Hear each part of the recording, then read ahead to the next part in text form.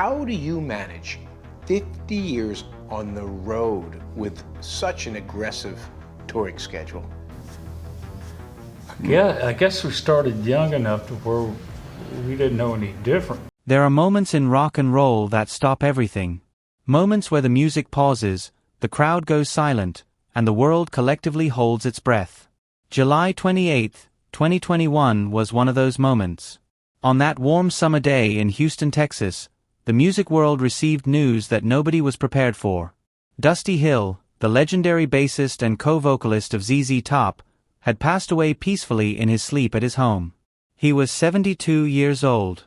And just like that, one of the longest-running and most beloved lineups in rock history was no more.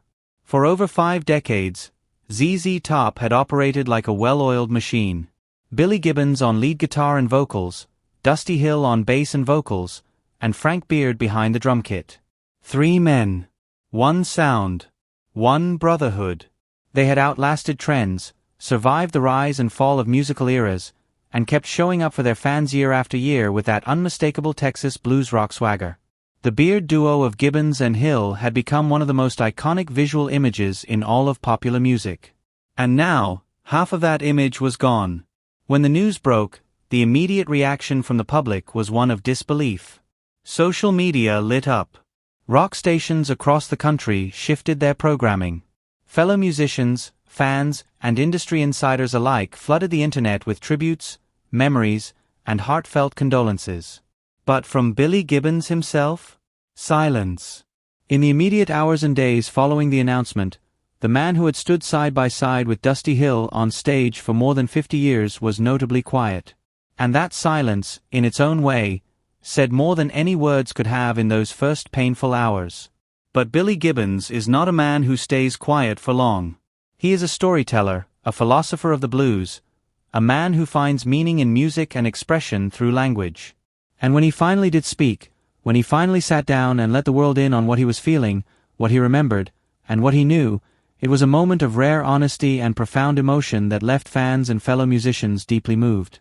In interviews conducted in the weeks following Dusty's passing, Gibbons peeled back the curtain on what those final days had really looked like.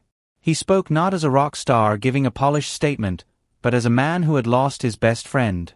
He talked about the rehearsals the band had done before their summer 2021 tour, how they had gathered together in anticipation of hitting the road again after the long pandemic-induced break. There was excitement in the air. There was energy. But Gibbons noticed something. He could see it in Dusty's movements, feel it in his energy on stage. Something wasn't right. I could tell he wasn't 100%, Gibbons said, the words carrying the weight of a man replaying memories he wished had turned out differently. Dusty Hill had always been private about his health. That was simply who he was. He didn't seek sympathy. He didn't want special treatment. He was the kind of man who would fight through pain because the music mattered more than the discomfort. 4 years, he had quietly battled chronic bursitis, a condition causing persistent inflammation in the joints, particularly in the hips and shoulders. It was a brutal affliction for a performing musician, someone who spent decades standing on stage, traveling across continents, and putting his body through the rigors of life on the road. In the period leading up to his death, the condition had worsened. He had dealt with a broken hip and a damaged shoulder. He had struggled with painful stomach ulcers. Each of these issues, on its own, might have been manageable. But together, they formed a quiet storm that was slowly taking its toll. Still, Dusty showed up. That was the thing about him. Right up until the very end, he showed up. When ZZ Top resumed touring in the summer of 2021, Dusty was there. He got on stage. He played. He gave what he had. But after that first performance back, it became clear that his body was struggling in ways that could no longer be ignored. He told Gibbons he wanted to see a doctor. He said he needed to figure out what was dragging him down. It was a practical, level-headed decision, entirely in keeping with the kind of man Dusty was.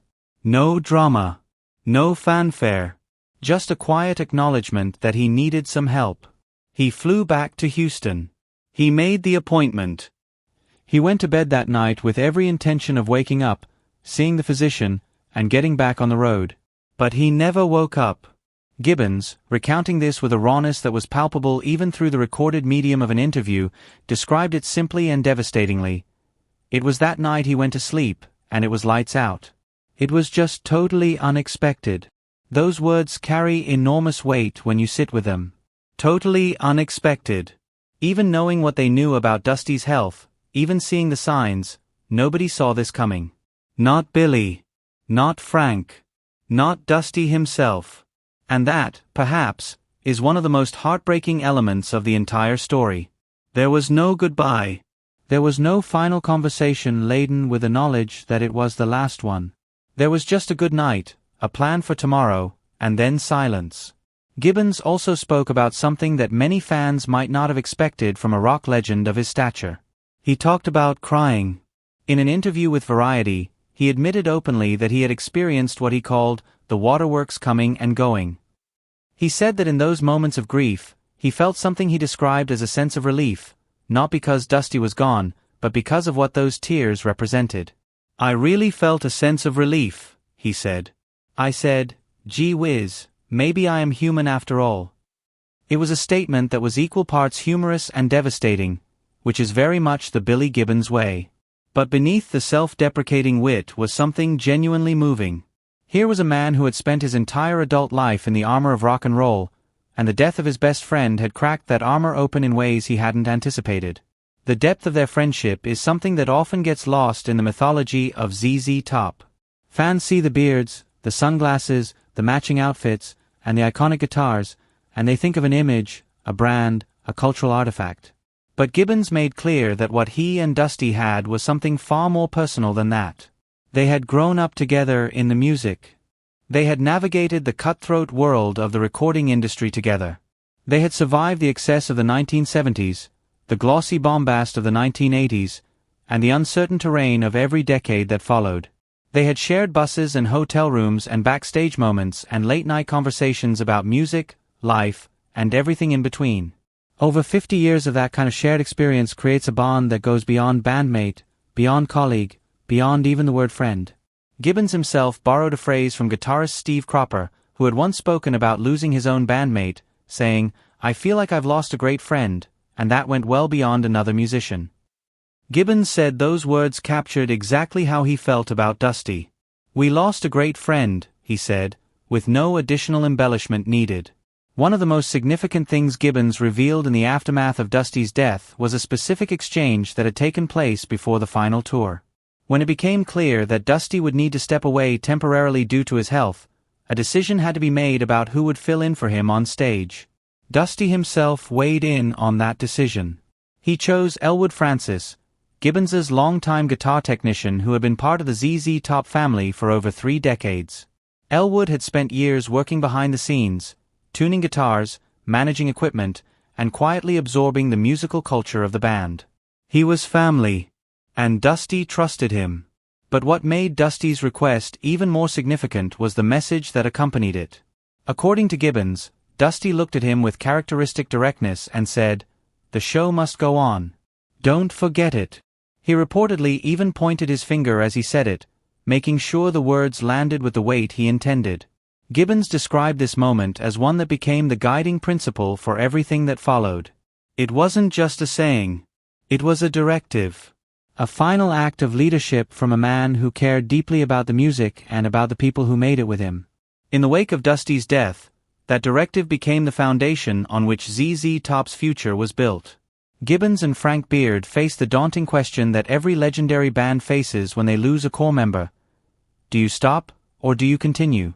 It would have been entirely understandable, even expected, for ZZ Top to simply call it a day. After all, the original lineup was now incomplete. The trilogy was broken. How do you ZZ Top without Dusty Hill? But the answer, for Gibbons and Beard, was shaped entirely by Dusty's own words. As an honor to the legacy of the band, we felt it would be more suitable to try to pick up sticks and carry on, rather than just throw in the towel, Gibbons said. And so, with Elwood Francis stepping in on bass, ZZ Top chose to soldier on. Gibbons announced this publicly with a statement that was both determined and tender: ZZ Top will soldier on. It was not a declaration of invincibility. It was a promise. A promise to Dusty, to the fans, and to the music itself. What followed was something that surprised even those closest to the band. Elwood Francis, who had spent his career in the background, suddenly found himself standing in the spotlight. And he brought something unexpected with him. He brought energy. He brought enthusiasm. He brought, as fate would have it, a full beard that had grown out during the pandemic, preserving the visual iconography that ZZ Top fans had come to love. Gibbons, speaking with evident delight, noted that seeing Frank Beard smile on stage for the first time in what felt like years told him everything he needed to know. "When I see Frank Beard smiling for the first time in 30 years, I know something good's happening," he said. The tribute moments that followed Dusty's passing were both public and deeply personal. During performances of the classic track, Tush, one of Dusty's signature songs, Gibbons made a choice that moved audiences to tears. Instead of simply covering the song with Elwood on vocals, Gibbons chose to let Dusty's recorded voice carry the song. He stepped back. He let Dusty sing. And there, at the front of the stage, resting on a microphone stand, was Dusty's hat. That simple, iconic hat that had sat on his head through thousands of performances, through decades of music, through a lifetime of rock and roll. It rested there under the lights like a monument.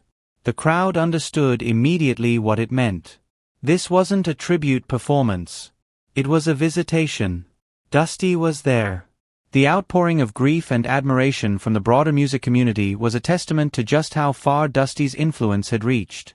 Ozzy Osbourne spoke about the genuine warmth he always felt in Dusty's company. Slash of Guns N' Roses talked about the unmistakable quality of Dusty's tone and presence, calling it a true loss for music. Flea of the Red Hot Chili Peppers, himself one of rock's most celebrated bassists, spoke about how Dusty Hill was one of the first bass players he had ever truly admired, praising the way Dusty made the low-end move with the force of thunder. Paul Stanley of Kiss called Dusty a gentleman and a true original, saying that his groove was the very glue that held ZZ Top together. Blues guitarist Joe Bonamassa praised Dusty's unwavering devotion to his roots, noting that he never strayed from the blues that had first inspired him and that he brought that music to millions with style and genuine humanity. In Houston, fans paid tribute in their own way. A mural was painted by local artists, capturing Dusty in full iconic form, the long beard, the sunglasses, the quiet cool. It became a gathering place, a site of pilgrimage for fans who needed somewhere to go with their grief. People left flowers. They left hats. They left handwritten notes. They came because Dusty Hill was one of theirs. A Houston boy who had gone out into the world and made it rock. Billy Gibbons, reflecting on all of it, spoke with the kind of clarity that only grief can produce. He talked about how losing Dusty had forced him to confront things he hadn't expected to confront, questions about legacy, about purpose, about what music means when the person you made it with is no longer there. He talked about how the experience had made him feel, genuinely and vulnerably feel, in ways that surprised him. And he talked about moving forward, not as an act of forgetting, but as an act of remembering. Because that is ultimately what "the show must go on" means. It doesn't mean pretending nothing happened. It doesn't mean replacing what was lost. It means carrying the weight of what was beautiful and real and true about the music, and continuing to offer it to the world, because the world still needs it. Dusty Hill understood that. He understood it so completely that his final instruction to his bandmates was not about grief or mourning or legacy in the abstract sense. It was practical. It was musical. It was pure Dusty. Keep playing. And so they do. Every night that Billy Gibbons and Frank Beard and Elwood Francis take the stage, every night that Hat sits on that microphone stand and Dusty's voice fills a concert hall, the show goes on. Not because time has healed everything, and not because the loss has faded, but because the music is still there. And as long as the music is there, so is Dusty Hill.